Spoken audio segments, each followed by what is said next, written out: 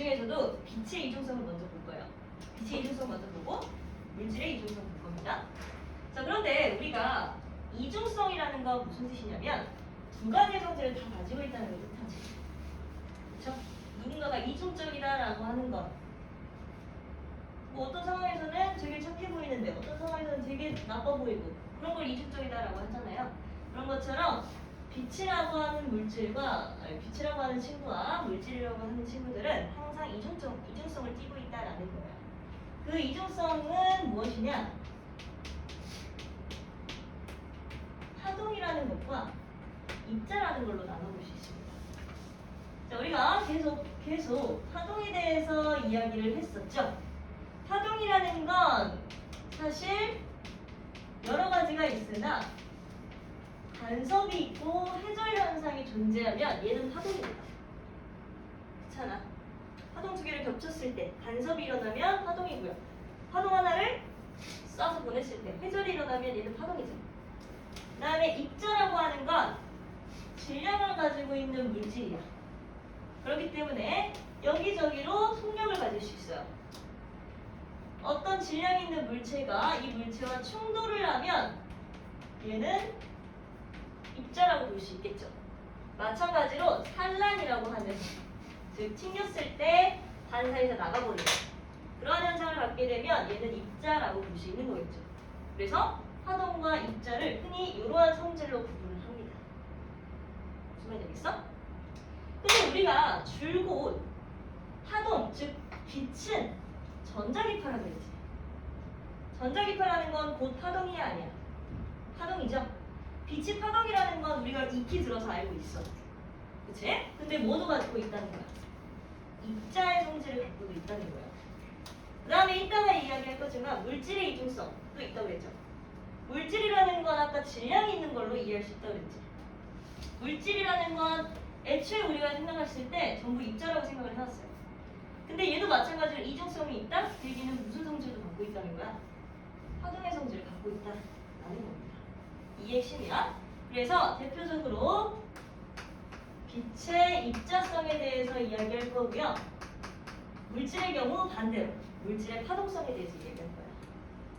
됐어? 자, 그렇다면 빛의 입자성이라는 건 뭐냐? 아인슈타인이 특수상대성 이론으로 노벨상 못 받았다 그랬지. 그쵸? 아인슈타인이 노벨상을 받을 수 있었던 실험이 광전효과예요. 이 광전효과에 대한 이론을 전개하면서 노벨상을 받게 됐어요. 알겠죠? 자, 광전효과라는 건 뭐냐? 빛을 쐬주면 전자가 튀어나오는 효과다라는 겁니다. 즉 빛이 아까 입자성을 띠는 걸 우리가 보겠다고 했잖아. 빛은 입자이기 때문에 전자를 때려서 얘를 튕겨나가게 할 수 있어요. 그걸 증명하는 실험이 광전효과야. 광전효과의 실험 먼저 볼게요. 광전효과의 실험을 먼저 보기 위해 금속판을 하나 가져와야 됩니다. 금속이라는 건 자유전자가 있어 없어? 존재하죠? 금속은 도체잖아. 그쵸? 금속은 도체이기 때문에 대부분의 금속이 이해하는 거야. 도체이기 때문에 양성제가 이렇게 존재하고 그 주변을 자유전자가 마구잡이로 이렇게 돌아다닐 거예요. 그런데 이 상황에서 뭘 해주느냐? 빛, 빛을 쏴줄 겁니다. 얘는 빛이에요. 그렇게 되면 전자가 어떻게 되죠? 튀어나온다라고 하는 게 광전효과지. 어떤 금속판에다가 전류를 아예 연결하지 않았어. 전지를 아예 연결하지 않았어. 그럼 전류 안 흐르죠. 전류 안 흐르는 상황에서 빛만 쐬줘봤더니 그냥 회로가 연결된 곳에 검전기만 갖다 놔봤더니 검류기만 갖다 놔봤더니 전류가 흐르더라 라고 하는 게 광전효과 실험인 거야. 즉 빛에 의해서 전자들이 이렇게 튀어나오는 효과를 갖는 걸 광전효과라고 합니다. 그런데 괜찮아. 광전효과도 마찬가지로 조건이라는 게 존재해요.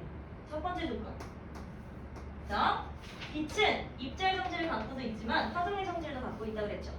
그렇기 때문에 파장과 진동수가 존재해야 해. 존재합니다. 그런데 그런데 방전 효과가 먼저 일어나기 위한 첫 번째 조건, 진동수가요 충분히 커야 돼요. 근데 충분히의 기준점이 없잖아. 충분히의 기준점은 요 금속판이 가지고 있는 고유한 에너지로 설명될 수 있습니다. 얘는 금속판이 갖는 고유한 에너지의 양이에요. 금속판이 갖는 고유한 에너지의 양, 즉 요 F0만큼보다 훨씬 더 큰 진동수를 쬐어주게 되면, 훨씬 더 큰 진동수를 가지고 있는 빛을 쬐어주게 되면 방전효과가 일어난다는 거예요. 즉 F1이, 얘를 F1이라고 할 거예요. F1이 F0보다 커야 돼요. 그 다음 두 번째 조건, 우리가 이전까지는 빛이라고 하는 걸 파동으로 보았기 때문에 빛의 세기에 대해서 이야기할 때 진폭이 큰 친구를 빛의 세기가 크다라고 표현할 수 있죠. 그런데 이번에는 빛은 입자 성질로 가지고 있기 때문에 빛 하나가 가지고 있는 입자들, 이 입자들을 우리는 뭐라고 부르냐? 광양자라고 부릅니다. 빛인데 양을 가지고 있는 입자. 광양자들이 여기를 툭툭툭 때리니까 얘네들이 빠져나오는 거예요. 즉 이번에는 빛의 세기가 크다라는 걸 우리가 입자의 성질로 이해를 해서 광양자가 많다라는 걸로 이해하는 겁니다. 그렇게 되면 어떻게 되겠어? 전자가 더 많이 튀어나와 안 튀어나와? 혜영아, 전자가 더 많이 튀어나와 안 튀어나와? 많이 튀어나오겠죠. 즉 진동수가 애초에 큰 친구로 빛의 세기를 더 키워주었을 때 광양자가 많이 들어오기 때문에 전자가 튀어나오는 개수가 더 많아져 안 많아져? 더 많아지게 되는 거겠죠? 그렇죠? 이렇게 두 가지 현상만 이해하시면 돼요. 무슨 말인지 알겠어? 그럼 역으로 생각해보면 진동수가 애초에 얘가 가진 요걸 이제 뭐라고 할 거냐면 요걸 이제 금속의 일함수라고 부를 거고요. 그 다음에 얘를 문턱 진동수라고 표현할 거예요. 문턱을 넘어야만 얘네들이 빠져나오니까. 자, 이 문턱 진동수보다 훨씬 더 작은 그 에너지, 즉 작은 진동수의 값으로 빛을 쬐주면 방전효과 일어나 안 일어나? 안 일어난다는 거고요. 애초에 진동수가 더 작은 애로 빛을 쬐어줬는데 빛의 세기는 키워서 그걸 쬐어주게 되면 이때 방전효과 일어날까 안 일어날까? 자, 즉, 이 진동수보다 더 작은 진동수로 쬐어줬어. 그럼 방전효과 아예 안 일어난다는 거지. 근데 그 상황에서 빛의 세기를 아무리 쬐어준다고 한들 방전효과 일어나 안 일어나? 안 일어난다는 겁니다. 무슨 말인지 알겠어? 정신 차려. 이거 제일 중요해. 이거 그 전반사 다음으로 중요해요. 그래서 광전 효과는 이렇다라는 걸 나타내고요. 이 광전 효과를 표현하는 요 식 때문에 아인슈타인은 노벨상을 받았어요. 무슨 식이냐? 자, 처음 들어오는 이 빛의 에너지를 내가 E라고 표현해볼게요. 처음 들어오는 빛의 에너지를 E라고 하고 이 에너지는 E함수보다 커야 광전 효과 들어올 수 있겠죠.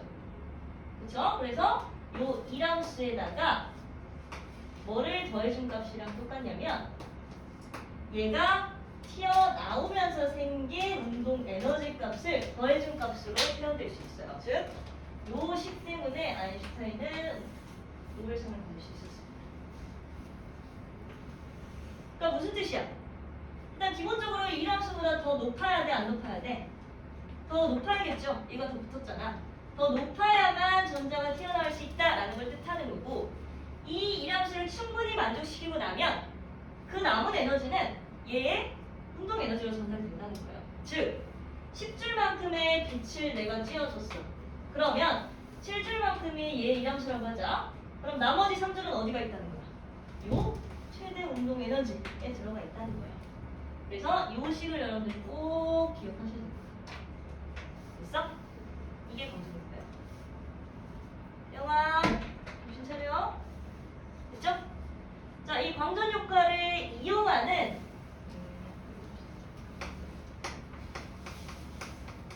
하는 대표적인 예시에 대해서 이야기할 거예요. 광다이오드. 근데 우리 예전에 다이오드 한번 했었지. 다이오드라는 건 뭐였어?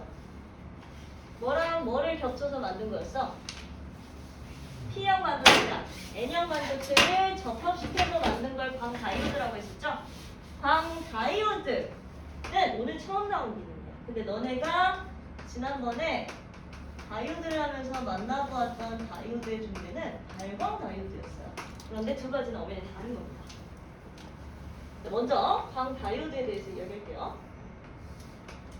일단 기본적으로 적용되는 원리부터가 달라요. 광다이오드에게 적용되는 원리는 뭐냐? 얘는 광전효과입니다.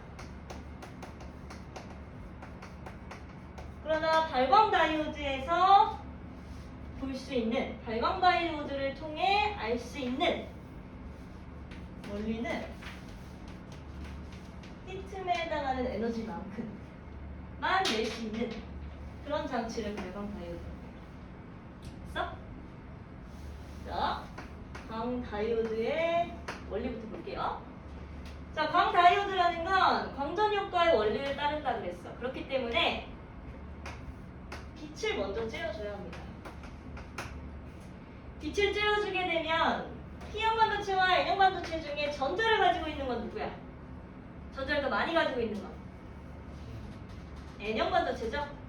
N은 네거티브를 띄고 있기 때문에 전자가 더 많이 있다고 그랬잖아. 그쵸? 그렇기 때문에 빛을 쬐어줬을 때 튀어나가는 반도체는 일단 N형이고, 이 N형 반도체에서 빠져나간 전자가 움직이게 되면 뭐가 흘러? 전류가 흐르죠. 전자의 움직임과 반대 방향으로 전류는 흘러요. 그러니까 전류는 이쪽 방향으로 흐를 수 있게 됩니다. 즉, 발전에 이용할 수 있어, 없어? 이용할 수 있겠죠. 이걸 발전에 활용하는 기구가 뭐냐? 태양전지예요. 태양전지. 태양전지. 통합과학에 태양전지 나옵니다. 근데 광전효과까지는 안 다뤄요. 무슨 원리인지는 언급하는 학교도 있고 안 하는 학교도 있어. 어떤 원리인지도 기억할 필요가 있죠. 그러나 발광다이오드의 경우 조금 차이점이 있어요. 어떻게 차이점이 있느냐? 얘는 전지를 먼저 연결해줬어, 안 해줬어? 해줬습니다. 얘는 전지를 먼저 연결을 해줬어요. 왜? 이미 전류가 흐른 채로, 전류가 흐른다는 건 여기 있는 양공과 전자가 결합한다는 거야, 안 한다는 거야? 결합한다는 거지. 그럼 얘네가 결합한다는 건 이 양공과 전자 사이의 띠틈만큼에 해당하는 빛을 낼 수 있다는 거야, 없다는 거야? 낼 수 있다는 거죠. 그렇기 때문에 이 띠틈에 해당하는 빛을 오히려 방출하는, 발광하는 다이오드가 발광 다이오드였던 거야. 따라서 전극을 연결했을 때 빛이 난다? 그럼 이거 어디에다 사용할 수 있을까? 디스플레이. 무슨 말인지 알겠지? 전지를 연결해줬을 때 빛이 나는 거, 디스플레이 사용할 수 있어요. 그래서 광다이오드와 발광다이오드를 이제는 차이점을 구별하는 문제도 가끔 나옵니다. 두 개 잘 구별해야 돼. 알겠어, 몰랐어. 잘 구별하라고. 알겠지? 태양전지는 광다이오드고요. 디스플레이는 발광다이오드입니다. 됐어? 마지막으로 이것까지만 하고 문제 한번 풀게요. CCD라고 하는 영상 기록 장치예요. 이쪽에 있냐면 279쪽 한번 봐봐. 자, 279쪽의 CCD에 대해서 보시면 CCD는 뭘 이용한 거냐면 이 광다이오드를 활용한 거야. 발광다이오드 아니야. 광다이오드를 활용한 거야. 무슨 말이냐? 영상 기록 장치, 즉 카메라에 들어있는 것들이 이 CCD 기기예요. 얘네들은 무슨 역할을 하느냐면 얘네들 속에 이러한 구조로 들어있는 것들이 있어요. 이러한, 이게 이제 뭐 베이어 구조라고 하는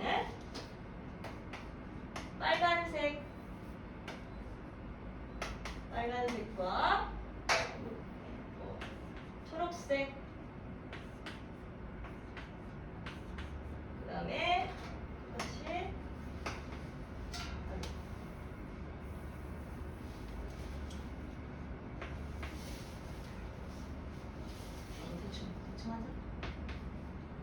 블루 이렇게.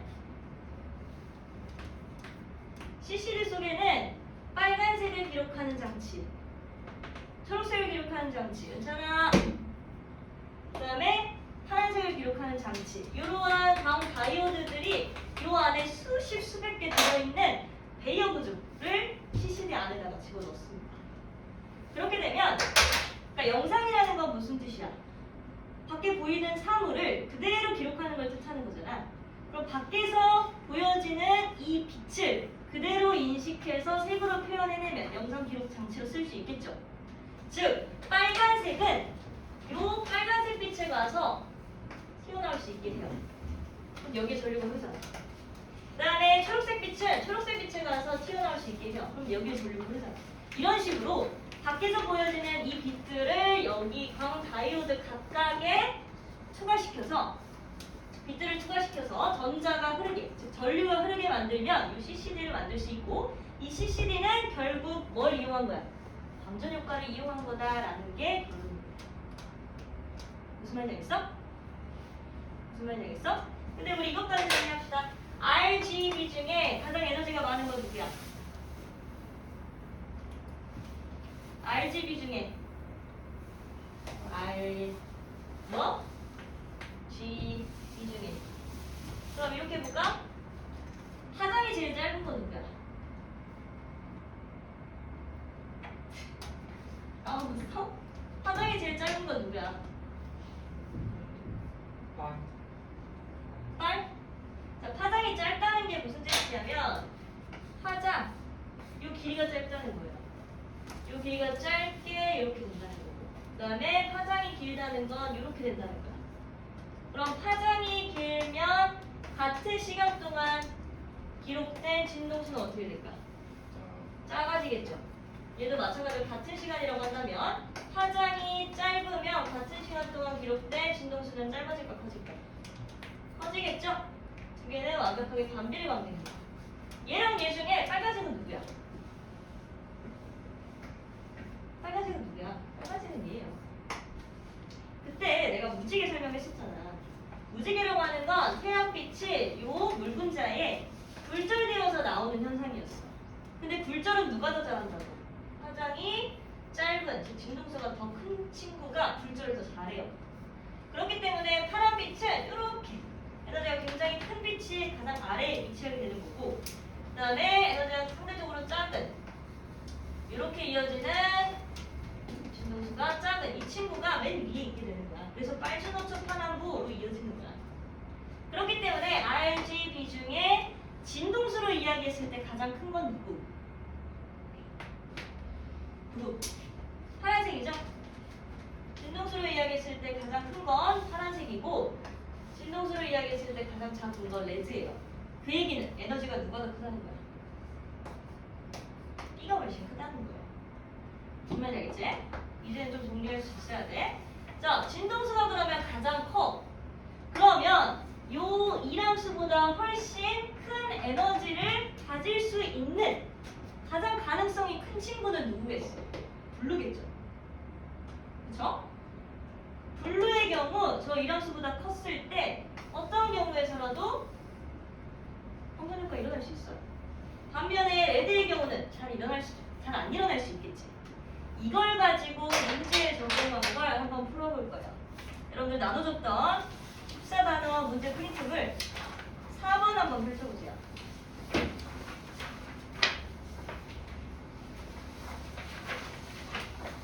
자, 그림은 광전관에 빛의 3원 세기에 해당하는 같은 세기의 단색광 ABC를 비추는 모습을 나타낸 것이다.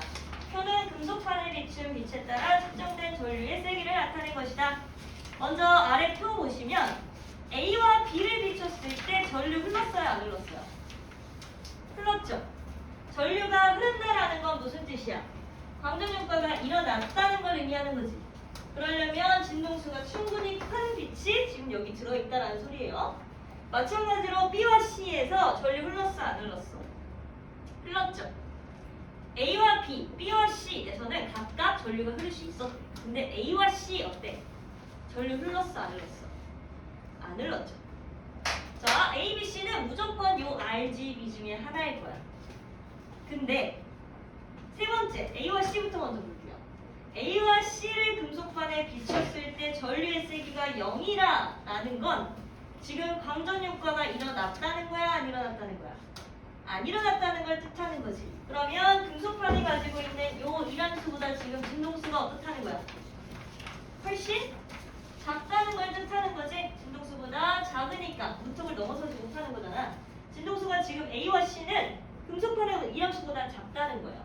그 얘기 무슨 뜻이야? RGB 중에 두 개가 통과하지 못했어. 그러면 이 A와 C는 뭐랑 뭐 중에 하나라는 거야? 자연스럽게 뭐랑 뭐 중에 하나? R과 G 중에 하나라는 게 추론할 수 있는 거겠죠. 그쵸? R과 C 중에 하나는 A와 C 중에 하나는 R과 G 중에 하나예요.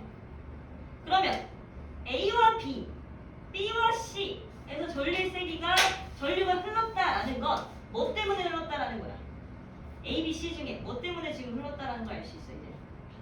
B 때문에 흘렀다라는 걸 알 수 있겠죠. 그러니까 B가 지금 파란색이고 A와 C는 뭔지 몰라. 어찌됐건 R과 G 중에 하나라는 걸 측정할 수 있어. 괜찮아. 서서 들을래? 정신 차려. 그래서 기억. 진동수는 B가 C보다 크다. 맞아 틀려? A와 C는 누군지 모르겠지만 얘네들 중에 하나야. 근데 무조건적으로 B보다 어때? 작죠? 그러니까 기억? 맞죠? 그 다음에 니은. 기억은 I 제로이다.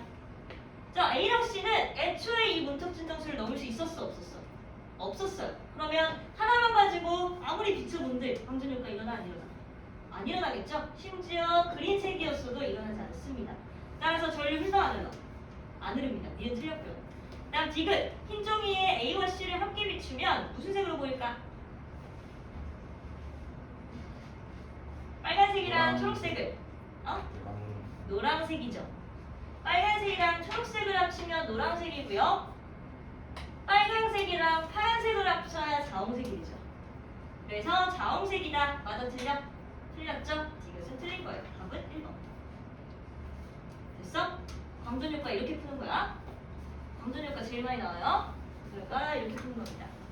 그랬으면 다시 교재로 넘어와서 277페이지 요거 하나만 더 보고 빛의 이중성 마칠게요.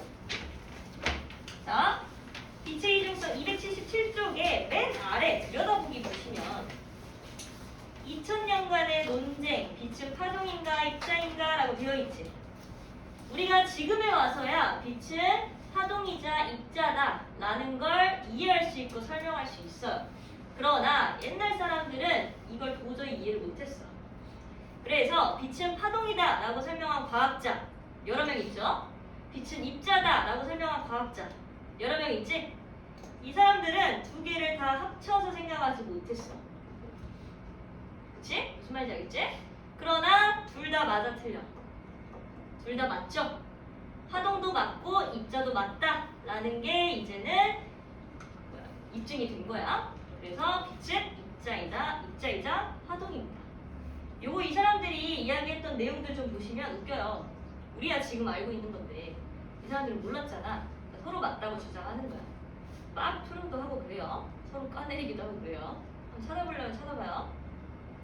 그 다음에 위쪽에 보시면 코프턴 효과라고 되어 있죠. 자, 코프턴 효과도 마찬가지로 빛의 입자성을 증명한 실험 중에 하나예요.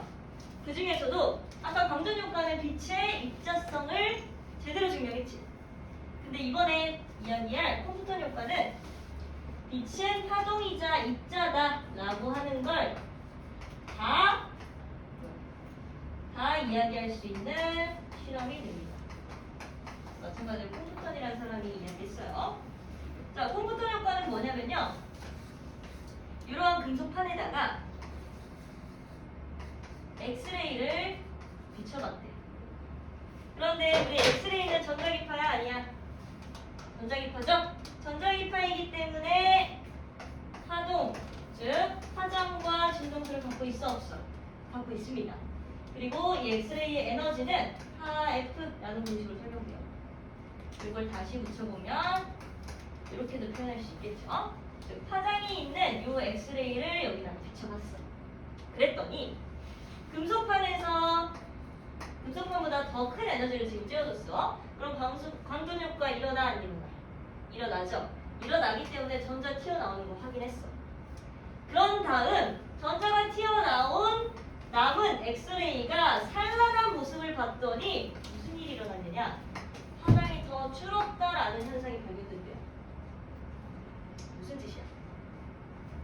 애초에 이만큼의 에너지를 가지고 있는 이 친구가 요 진동수와 요 파장을 가지고 있는 이렇게 요 파장을 가지고 있는 친구가 전자를 튀어보내고 났더니 파장이 오히려 줄었대요. 파장이 줄었다라는 건 에너지는 어떻게 됐다는 거야? 아 미안 잘못된 게 있어. 파장이 지금 그림만 봐도 길죠? 그림만 봐도 길어졌어요. 길어졌어. 파장이 길어졌다라는 건 무슨 뜻이야? 에너지가 감소했다는 걸 뜻하는 거지. 왜 에너지가 감소했을까? 응? 왜 에너지가 감소했을까? 누구 때문에? 누구 때문에? 그렇지. 전자를 내보냈잖아. 여기에다가 일부의 에너지를 쓴 거고요. 그러고 나서 남은 에너지가 감소했다라는 의미는 빛이 파동으로 다가왔을 때 그 파장의 길이가 길어졌다는 걸 확인했어. 그 얘기는 빛이 입자라는 거 확인했지. 그 다음에 전자를 T로 보내고 난 에너지가 줄었다는 걸로 통해 전자를 내보낼 때 이 에너지가 사용됐다는 것도 증명했어 안 했어? 즉 산란을 시켰다는 것도 증명했어 안 했어? 증명한 실험이죠. 따라서 우리가 일반적으로 파장과 진동수를 파동으로 설명하고 그 다음에 충돌과 산란을 입자로 설명하고 있었던 거를 어떨 때에는 요걸로 그러니까 즉 파장과 진동수로 이해할 수 있으면 얘는 파동이다. 그 다음에 충돌과 산란으로 이해할 수 있으면 얘는 입자다. 즉 하나의 현상을 앞으로는 파동과 입자라는 성질을 두 가지를 아예 다 합쳐서 이해할 수 있었던 조건이 되는 거예요. 파장에 대한 내용과 요 충돌, 산란에 대한 내용이 포함되어 있습니다. 무슨 말 되겠어? 요걸 보면 얘는 파동이고 요걸 보면 얘는 입자다. 근데 얘가 이거 다 가지고 있다? 그러면 요걸 이용할 때는 파동의 성질을 이용하는 거고 요걸 이용할 때는 요걸 이용하는 거예요. 입자의 성질을 이용하는 겁니다. 그래서 컴퓨터 효과도 상당히 중요해요. 근데 문제는 자주 안 나올 거야. 그냥 이 빛의 입자성을 증명하는 어떤 하나의 또 실험이다 라는 것만 기억할 수 있습니다. 됐어? 됐어요?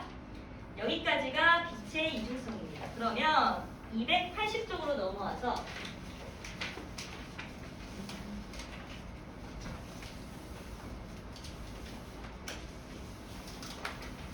이번에는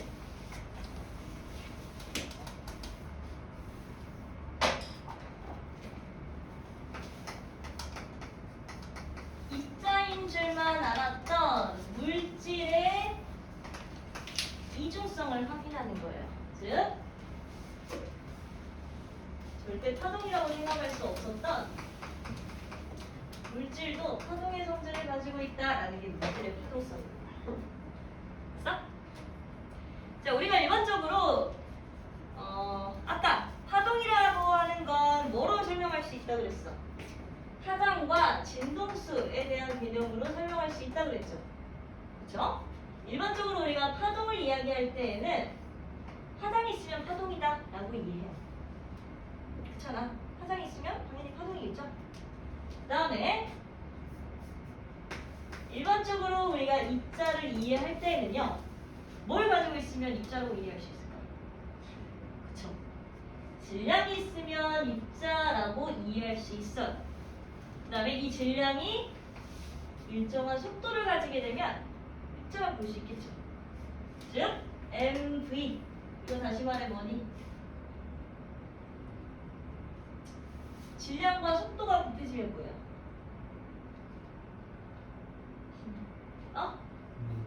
운동량. 질량과 속도가 곱해지면 운동량이에요. 운동량이 있으면 입자다라고 하는 것도 이해할 수 있어요. 그치? 그런데 이제 드브로이어라고 하는 사람이 여러분들 책에 나와 있어요. 드브로이어 얼굴이 어딨니?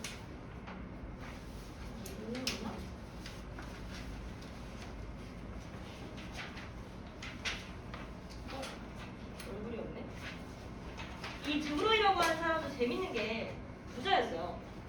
부자였는데 심심해서 그냥 이걸 증명해본 거야.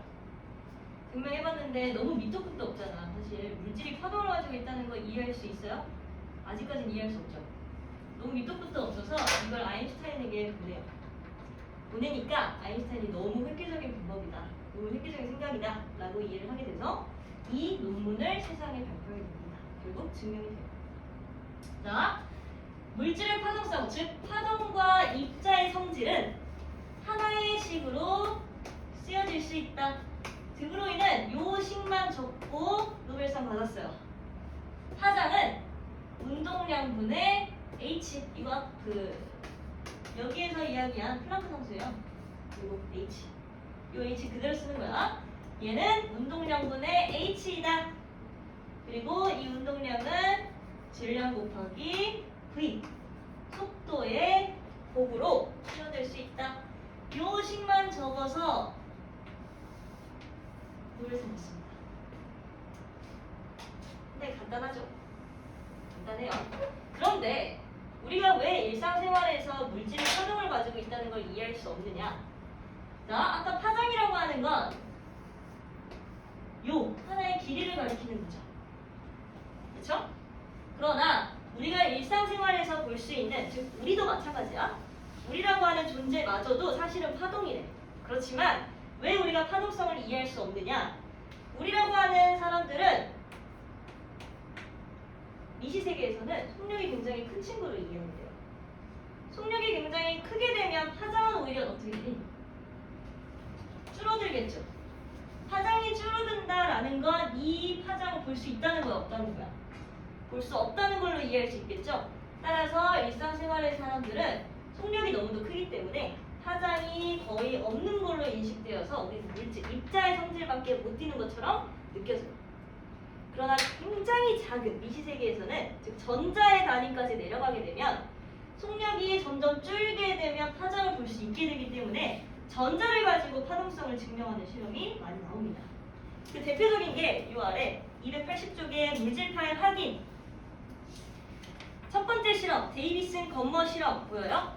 그냥 간단하게 이야기하자면 아래 실험 결과에 나온 그래프를 보시면 갑자기 어떤 특정한 각도에서 이렇게 이어지는 걸 볼 수 있지.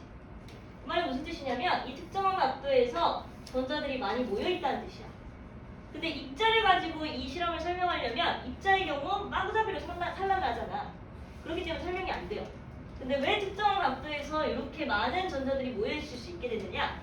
전자는 파장을 갖고 있기 때문에 간섭을 일으켜서 여기서 큰 보강 간섭을 일으켰다라는 걸로 설명할 수 있어. 무슨 말인지?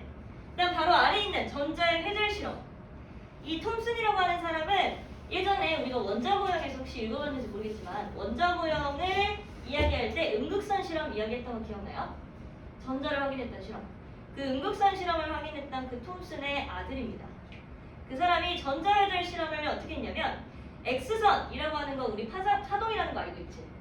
X선의 회절 무늬와 전자선의 회절 무늬가 지금 거의 동일해, 안 동일해? 동일한 것처럼 보여지죠. 그 말인즉슨 X선은 파동이야. 그러면 전자도 파동이라는 거 아니야? 파동이라는 거 알 수 있고 파동의 성질인 회절을 띈다라는 것도 확인한 실험입니다. 그래서 물질도 마찬가지로 파동성을 띈다라는 걸 증명했어요. 됐니?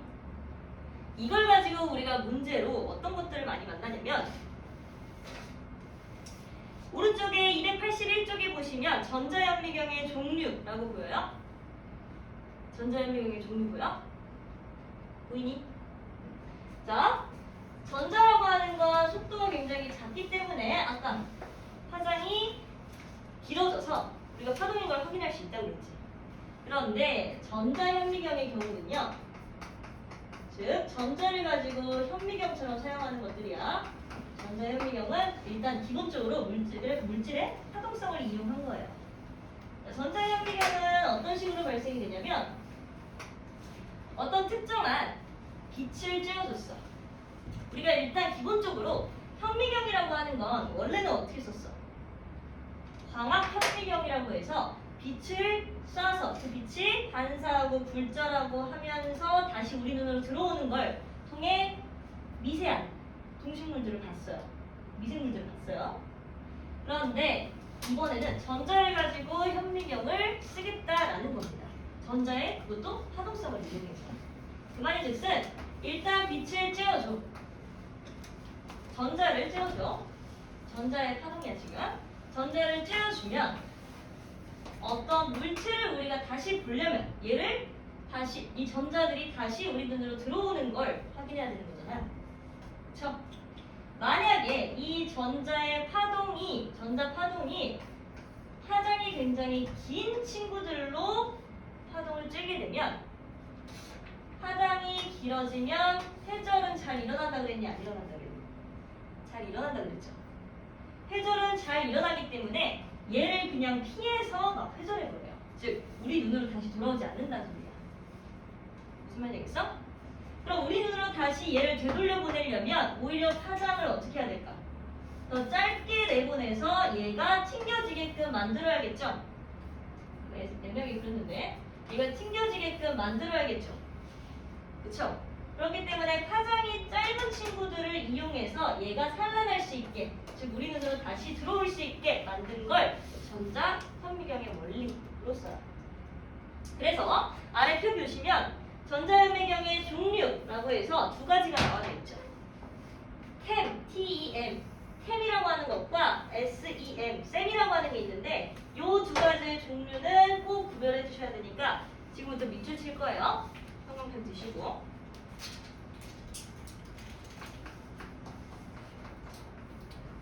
자, 먼저 추가 전자 현미경. 얘가 TEM입니다. 왜 템이냐? 이 앞에 있는 이 T자가 트랜스미션을 가리켜서 그래요. 트랜스 대충 근데 나보다 영어 잘하잖아. 트랜스미션 추가해서 내보내는 거. 그 다음에 주사 현미경. 얘는 셈이라고 불려지는 건데 앞에 있는 요 S 의미는 스캐닝을 의미하는 거예요.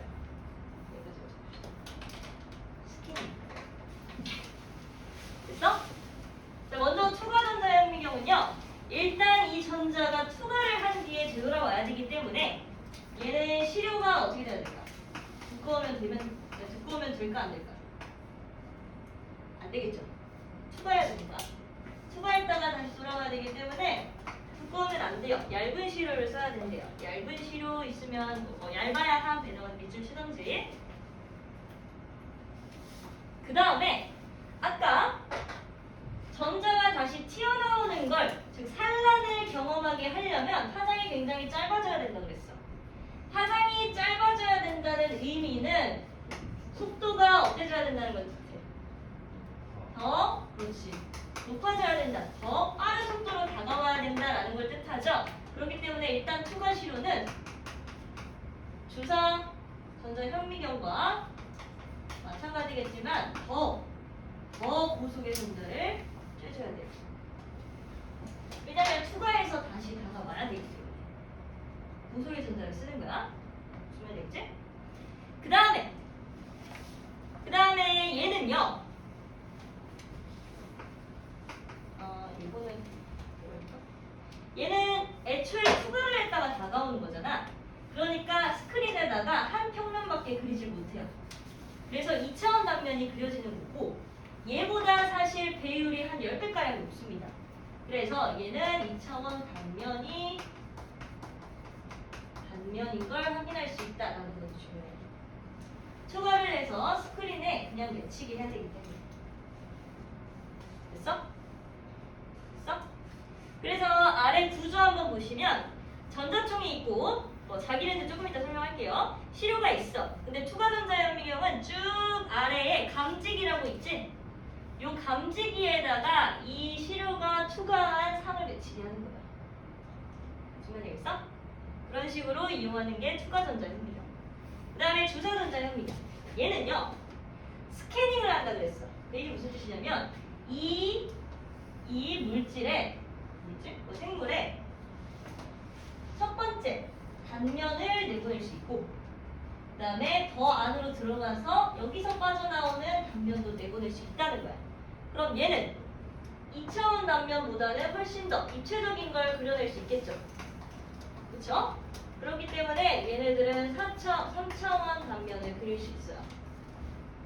그리고 단면, 요 바깥쪽에 있는 면을 주사하는 전자현미경, 그 다음에 요 안쪽 면을 주사하는 전자들, 이어서 1차, 2차 전자선 모두를 활용합니다.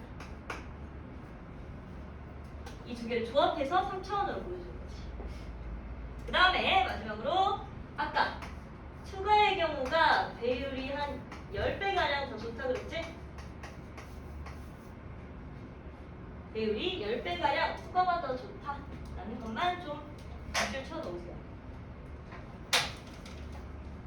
됐어?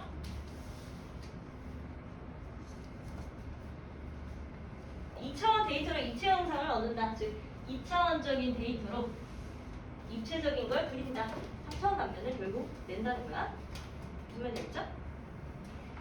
그 다음에 마지막으로 한 가지 중요한 거. 오른쪽에 자기장 렌즈. 자기 렌즈 뭐야? 자, 전자의 경우 아까 산란성을 이용하려면 속도를 굉장히 높인 걸 활용해야 된다고 했어. 그렇게 되면 무슨 일이 일어나냐면 전자가 여기에 일정하게 투과돼서 다시 돌아서 와야 되는데, 일정하게 투과돼서 와야 되는데 얘네가 중간에 막 빠져버리는 현상이 나타나. 산란을 하게 되고 충돌을 잘 하니까. 그렇기 때문에 얘네가 이 안으로 잘 들어갈 수 있게 뭘 해주냐면요, 자기장을 형성해줘요. 자기장을 형성해주잖아? 그럼 전자는 힘을 받습니다. 힘을 받아서 이렇게 집어 들어가게 돼요. 바깥으로 빠져나올 수 있는 것들을 안쪽까지 다 집어넣어 줄 수 있는 게 뭐라고? 자기 렌즈라고 하는 장치이고, 이 자기 렌즈가 꼭 있어야만 현미경이 제대로 돌아가는 거예요. 그러니까 중요합니다. 자기 렌즈 옆에다가 별표 쳐놓으세요. 우리 뭐 중학교 3학년 때 했잖아. 자기장 속에서 전자가 받는 힘, 전류가 받는 힘 했잖아요. 지금 요 손가락을 해가지고 했잖아요. 그 힘을 받아서 이렇게 들어간다라고 보시면 자기 렌즈 중요합니다. 됐어? 그러면 아까 나눠줬던 프린트물 또 한번 볼게요.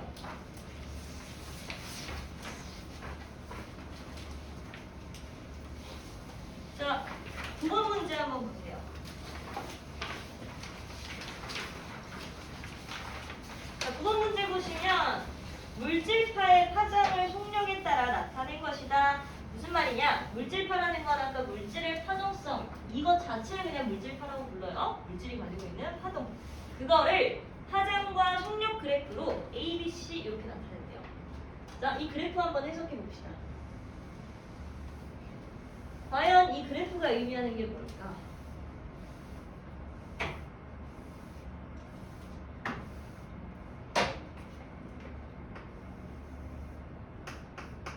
물질파의 파장과 속력 해놓고 A, B, C. 이 그래프가 의미하는 게 뭔지 혹시 눈치채는 사람? 눈치채는 사람? 자, 너네 y는 x분의 1 그래프 알지? 어떻게 생겼어? 이거랑 비슷하게 생겼잖아. 그쵸? 자, y축은 지금 뭐로 적혀있어요? 람다로 적혀있죠. 그 다음에 x는 아직 뭔지 몰라. v에 따라서 람다는 점점 어떻게 돼? v에 따라 람다는 점점 감소하죠. 이 a만 한번 보시면 v에 따라서, v가 커짐에 따라서 람다가 점점 어떻게 되죠? 감소하죠. 그럼 v는 얘랑 비례한다는 거야, 반비례한다는 거야? 반비례한다는 거야. 여기 적혀있는 거야. 그럼 x는 뭐겠니? 질량이에요. 얘는요, 얘네들은 전부 뭘 기록하는 거냐면 질량분의 1의 그래프를 기록하는 거다라고 생각하시면 돼요. 파장과 속력이 지금 현재 반비례하고 있기 때문에. 자, 파장이 지금 여기 있을 때의 상황이랑, 속력이 여기 있을 때의 상황이랑 여기 있을 때의 상황만 한번 비교해봐. 어때? 줄었지? 속력이 커지면 파장은 더 줄어. 그리고 여기에 기록된 그래프들은 전부 질량분의 1이다라는 걸 알 수 있어. 그 얘기는 이쪽으로 갈수록 즉 속력이 더 커지면 커질수록 파장이 더 작아져. 그럼 질량이 훨씬 어떻게 된다는 소릴까? A, B, C 각자를 한번 비교해 볼까요? A, B, C 모두에게 같은 C는 뭐예요? 여기 끝자락에 있겠지? 같은 속력만큼 움직였는데 줄어드는 양상이 지금 현재 누가 제일 더 커? 누가 제일 크니? 한번 그어봐. 누가 제일 커요? 같은 속력값을 줬을 때 더 커지는 친구들 누구? 누구야? 누구야? 지금 A의 경우 훨씬 더 안쪽으로 들어가 있잖아. 그쵸? 그러니까 누구야? A가 훨씬 더 많이 줄었잖아. 그쵸? 그 얘기는 질량값으로 비교하게 되면 질량값은 오히려 자 지금 현재 n분의 1이 가장 작은 친구는 얘예요. n분의 1의 경우 지금 가장 작은 친구는 얘입니다. 왜냐면 이렇게 이해해도 돼요. 너네 x분의 1 그래프 알잖아. 그쵸? x분의 1 그래프 요 앞에 상수가 훨씬 커지면 커질수록 어디로 가지? 여기로 가지 않아? 그쵸? 여기로 가잖아요. 그러니까 애초에 요 값이 지금 큰 친구들이 여기에 모여 있어. n분의 1이 얘가 더 커? 그 얘기는 질량은 누가 더 크다는 거야? A가 훨씬 더 크다는 거고 C의 경우 질량이 훨씬 더 작다는 거지? 그러니까 질량값만으로 비교했을 때 A, B, C 중에 가장 큰 친구는 누구야? A라는 거야. 무슨 말인지 알겠어? 무슨 말인지 알겠죠? 얘가 1이 아니라 뭐 2면은 더 위로 올라가잖아. 그쵸? 그렇기 때문에 질량은 A가 가장 크고 B, C 순서대로 가장 작아진다라고 볼 수 있어요. 자, 먼저 기억 같이 볼게요. 기억은요. A, B 운동량의 크기가 같을 때, 즉 우리가 지금 이 상황으로 볼 수 있는 것들은 요 식에 의한 MVH에 의한 운동량, 요걸 뜻하는 거야. 운동량의 크기가 같을 때 물질파의 파장은 A가 B보다 짧다. 얘가 같다는 거 어떻게 얘기할까? 얘가 같을 때 물질파의 파장이 누가 더 짧니? P가 같을 때, P가 같을 때의 상황은 V가 같을 때의 상황으로 볼 수 있겠죠. 파장이 같을 때 뭐래? 잠깐만요. P가 같을 때의 상황. 물질파의 파장. P가 같을 때 물질파의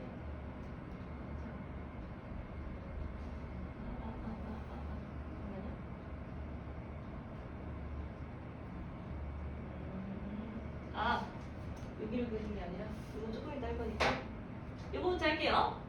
물질파의 운동량이 같다라는 조건은 일단 기본적으로 속력이 같은 값으로 한번 놓고 예상해 봅시다. 자, 속력이 같을 때 파장이 제일 큰 건 누구니? C죠. 속력이 같을 때 파장이 제일 긴 게 C야. 그치? 그 얘기는 A랑 B 중에 누구의 파장이 더 길다는 거야? B야. 그쵸? 그러니까 기억 맞아 틀려.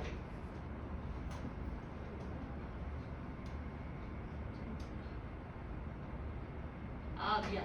잠시만요. 미안해요. 기억이 무슨 뜻이냐면 그냥 이거예요. 요거 거두절미하고 MV의 크기가 같을 때, 즉 요 운동량의 크기가 같으면 상수값 그대로 같죠. 그쵸? 운동량의 크기가 같으면 당연히 파장도 전부 같아 틀려. 같아요. 그러니까 A와 B의 파장 지금 현재 같습니다. 그 다음에 니은이 이제 이건데 물질파의 파장이 같을 때는 요 직선으로 설명할 수 있겠죠? 파장이 같으면 속력이 누가 더 크니? 속력은 누구의 순서대로 더 커요? C, B, A 순서대로 지금 속력이 작아지고 있죠. 그 얘기는 A랑 B 중에 누가 더 크다는 거야?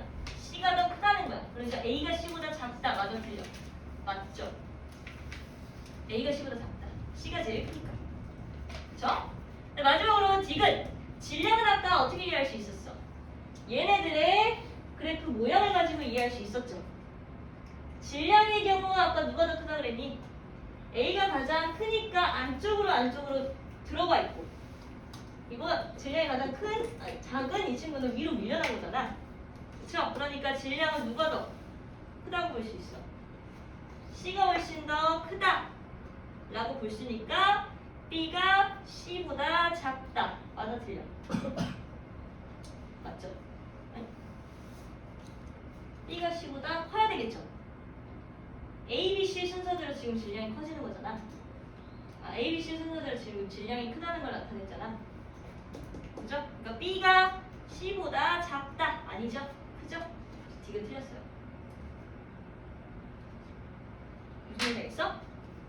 요 기울기가 n분의 1이라는 것 좀 기억하시고, 그 다음에 m이 커지면 커질수록 안으로 들어간다라는 것 좀 기억하세요. 알겠지? 이거 시험 문제 그대로 냈어. 잘 생각하고 풀어. 알겠죠? 그 다음에 뒷장 13번 보세요. 자, 13번에 전자현미경의 구조를 나타낸 것이다. 먼저 기억을 보시면 전자의 파동성을 이용하여 시료를 관찰한다. 맞아, 틀려? 맞니, 틀리니? 맞아, 틀려? 맞죠? 맞아요. 전자의 파동성을 이용하는 게 전자현미경이었잖아. 맞고요. 그 다음에 니은에 나와 있는 분해능이라고 하는 건 뭐냐면, 분해능은 광학현미경의 한계를 극복하기 위해서 아까 전자현미경을 쓴다고 했지. 그렇기 때문에 전자현미경이 광학현미경보다 분해능이 훨씬 좋습니다. 분해능이라는 건 두 개를 구별할 수 있는 능력이야. 무슨 말인지? 전자현미경의 경우 광학현미경보다 훨씬 더 뛰어나요. 그 다음에 자기 렌즈는 전자의 진행 경로를 회귀하여 전자들을 모으는 역할을 한다. 그거 맞아, 틀려? 자기 렌즈가 하는 역할이 이거라 그랬지? 그쵸? 그렇기 때문에 중요합니다. 따라서 답은 5번. 다 맞아요. 됐어? 그 다음에 교재 281쪽에 보시면 281쪽에 보시면 잠깐 언급할게요. 태영아. 자, 281쪽에 위로 쭉 가시면 분해능이라고 있죠? 분해능에 대한 내용 좀 자세하게 나와져 있으니까 이거 한번 참고하시고요. 그 다음에 맨 위에 가속전압과 물질파의 파장 보여?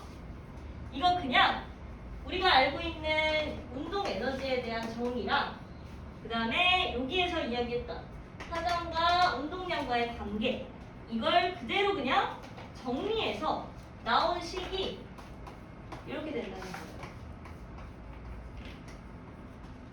이렇게 된다는 거예요. 이것만 언급할게요. 운동 에너지는 2분의 1 mv의 제곱이지? mv만 곱해지면 뭐였어? 운동량이었죠? 그럼 이 2분의 1 mv 제곱을 뭐로 표현할 수 있느냐? mv 제곱의 전체 제곱해서 m을 나눠준 즉 2m분의 p제곱으로도 이해할 수 있어. p제곱이라는 건 m제곱 v 제곱이기 때문에 m 약분하면 2분의 1 mv 제곱 나오지? 그쵸? 그래서 요거랑 요거를 접목한 거다 라고 보시면 되고, 요 식을 이용해서 풀 수 있는 문제 15번에 있으니까 이거 한번 참고해서 풀어보세요. 무슨 말인지 알겠지? 됐어? 됐니? 자, 그렇다면 지금부터 시험을 볼 건데요.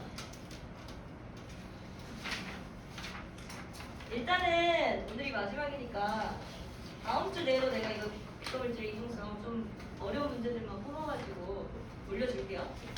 올려줄 거고, 그 다음에 이번에는 단원 테스트를 원래 보려고 했는데 그냥 한꺼번에 처음 1단원부터 배웠던 것들을 그냥 볼 거예요. 잠깐 공부하고 있습니다.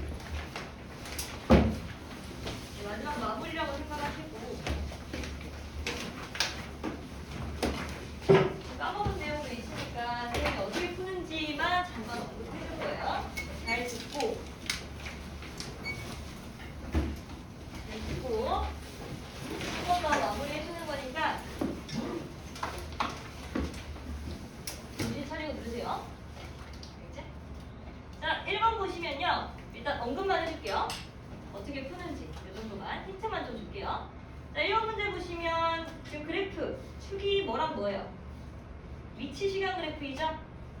그쵸? 위치 시간 그래프에서 우리가 알 수 있는 거 뭐였어? 위치 시간 그래프에서의 기울기는 곧바로 뭐였다?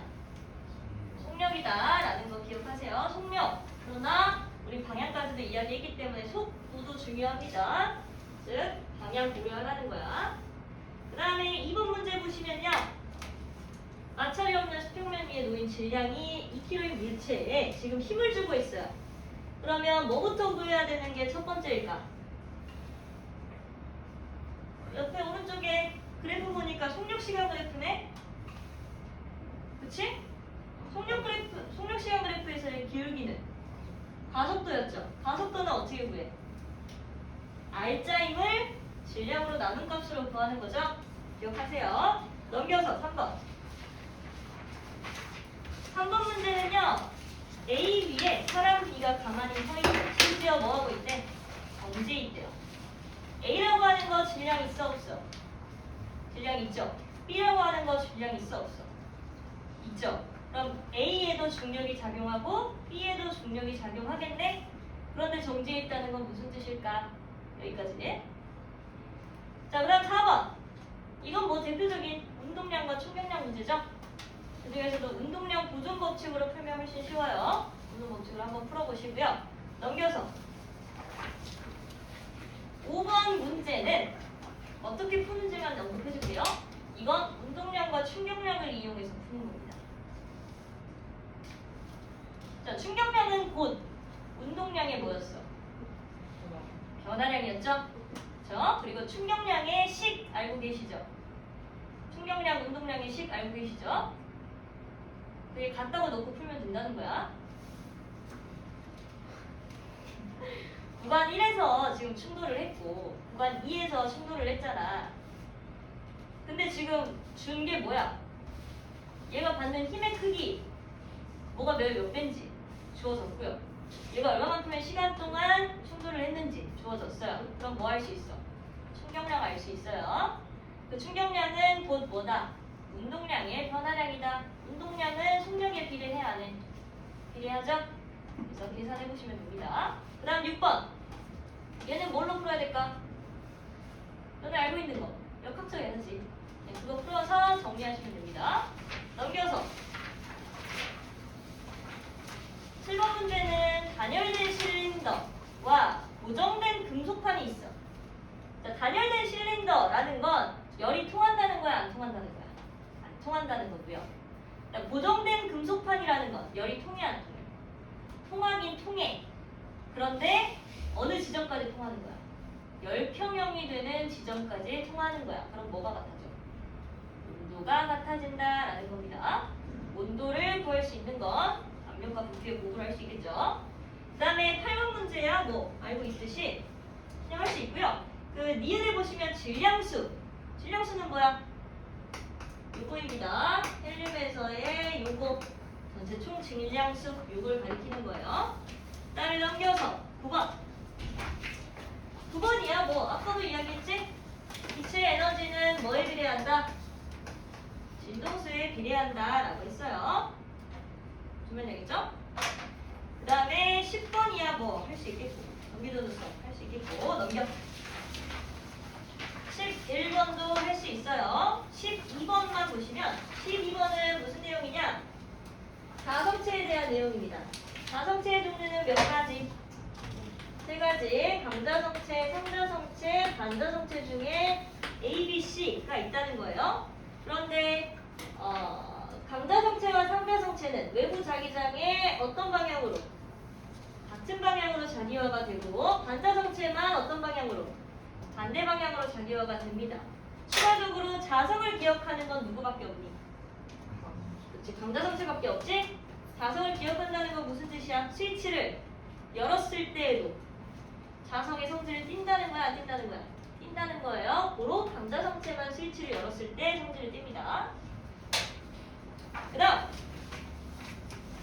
13번이야 뭐 강자성체, 반자성체, 상자성체고요. 그 다음에 14번의 경우는 살짝 어려워요. 14번은 이것만 해줄게요. 14번에 디귿 보시면 전류의 세기가 T는 0.5초일 때가 T는 3.5초일 때보다 크다. 자, t는 0.1초일 0.5초일 때 어느 면적까지 가서 정지하냐면요. L과 L 의 면적까지 지금 자기장 영역에 들어와 있어요. 한번 해봐. 우리가 이렇게 움직여서 여기까지 왔어. 그 다음에 3.5초일 때에는요. 3초와 4초 사이지? 그렇기 때문에 자기장의 절반가량만 이렇게 면적이 들어와 있어요. 즉 2분의 L의 면적과 2L의 면적이 들어와 있어요. 그런데 결과적으로 0.5초 동안 지금 들어온 면적은 같아 안 같아? 결과적으로는 같습니다. 그런데 시간에 따라 변하는 양상은 좀 달라질 수 있어요. 어떻게 알아낼 수 있냐? 요거 중간 상황에서의 값을 한번 계산해보세요. 같은 시간 동안 절반가량 같잖아. 여기서 또 쪼개서 절반가량 이만큼의 면적이 들어온 거고요. 이만큼의 면적이 또 들어온 겁니다. 둘 중에 누가 더 큰지 비교해보세요. 그 다음에 넘겨서 15번이야 뭐 파동의 속력 구하는 건데요. 어찌됐건 간에 매질이 바뀌면서 뭐는 안 바뀌어. 매질이 지금 매질 A와 B에 같은 파동을 보낸 거야. 그럼 속력이 당연히 달라지겠죠. 그러나 뭐는 안 바뀌어? 진동수는 안 바뀐다라고 언급했죠? 진동수가 안 바뀐다는 건 주기도 바뀌어 안 바뀌어? 안 바뀌어요. 따라서 뭐 A든 B든 주기는 안 바뀌니까 하장만 구해서 속력 구해주면 되겠죠. 그 다음에 16번 전반을 할 수 있겠고요. 17번도 넘어갑니다. 18번도 간섭이니까 넘어가고요. 19번이랑 20번 그대로 됐어요. 아까 했던 걸 리마인드 하면서 풀어보시면 됩니다. 지금부터 시작.